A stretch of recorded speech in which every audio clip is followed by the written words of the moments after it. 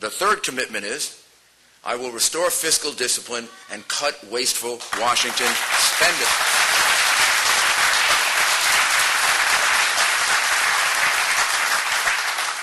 We will require agency heads to present up to as much as 20% reductions in their annual budget. It's the only way to reduce spending.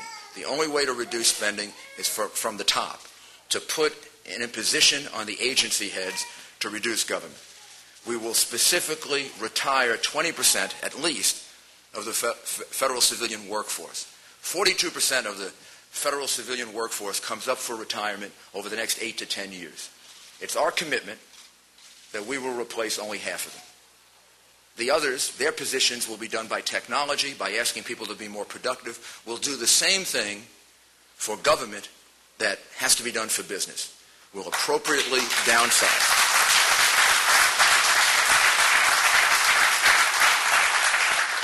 And we'll make sure we do away with earmarks in which anonymous spending is done in the billions and billions and billions of dollars.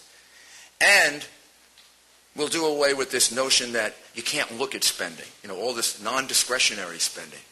All spending is discretionary. Read the Constitution.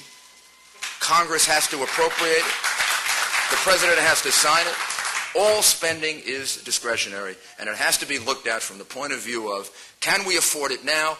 Is it appropriate to pass it on to the next generation? This is what I did in New York City. I restored fiscal discipline, and I held spending in New York City, a city that was out of control in spending, to less than the rate of inflation and the growth of the population, and I was one of the few places in America to do it. And it led George Will to conclude that I ran the most conservative government in the last 50 years, not just in New York City, but in the entire country. I know how to do this.